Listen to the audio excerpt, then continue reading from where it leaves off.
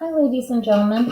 For assignment number 3, which is your final art assignment in art class this semester, you're creating your own 2D narrative art. So you need to get out your narrative art proposal that you created for assignment number 2.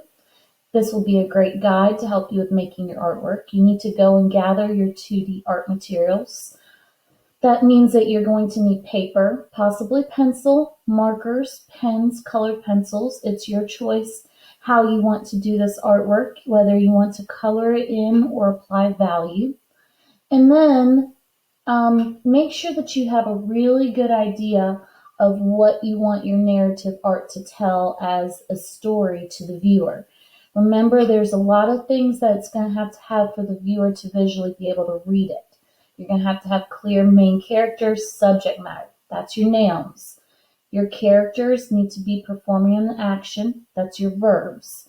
There needs to be details to help tell the story. That's your adjectives.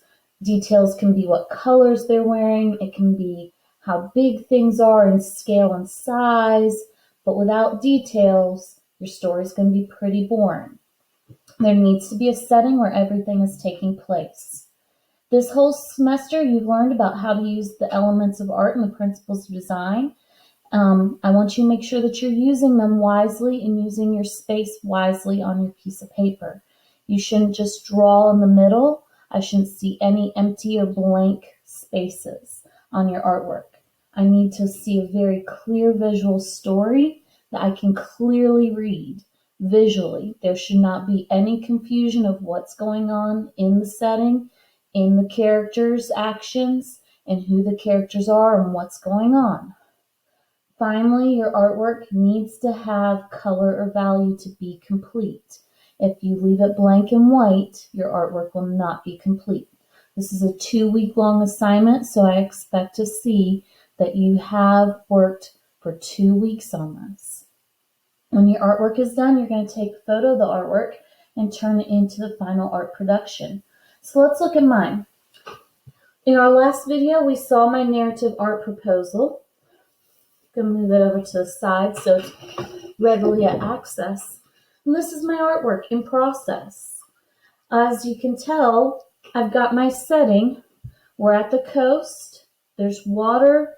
There's sea monsters down below.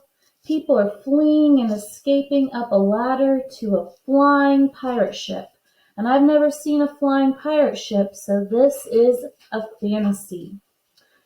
There's a little island down below where you can tell that I have another ship and boat, and we have an X that marks the spot for some buried treasure, and then we have an active volcano starting to explode. So, ladies and gentlemen, you can very visually clearly tell I have my story. And I decided to just go and start coloring it, because I really like using colored pencils.